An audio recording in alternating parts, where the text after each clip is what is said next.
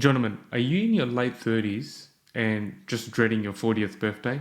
I was talking to a friend of mine, and I'm 31 just to give context, but he's in his 30s. And if you're in your late 30s and you're dreading your 40th birthday, you feel like you have to put on this massive party. You look at people in their late 30s or they recently turned 40 and they put on this massive party and they're so popular and it seems like they've got life sorted.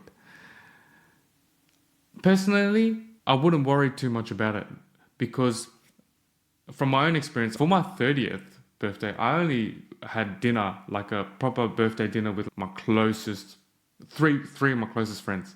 And that was more than enough. The rest, I did separate things for different groups that I'm involved in. Apart from that, I was more than happy just having dinner with three of my close friends that I take like brothers. And I was over the moon.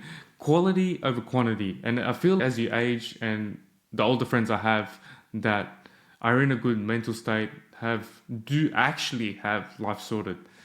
It's quality over quantity. They're not worried about putting on fancy dinners and stuff like this for a large group of people. It's all about quality over quantity. And I feel like a slight tangent, like as you get older, you go to more funerals and you keep getting more bad news, obviously, because everyone you know is getting older as well. Just focus on quality over quantity. Don't worry about impressing others.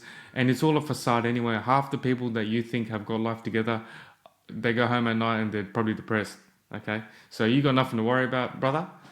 Keep doing your thing. Focus on quality over quantity. And if you have dinner with just four, five, six mates, consider yourself very lucky because they're probably your real friends, and those other guys that are putting on big parties, 90% of the people don't give a fuck about him anyway. All right, so let's keep going.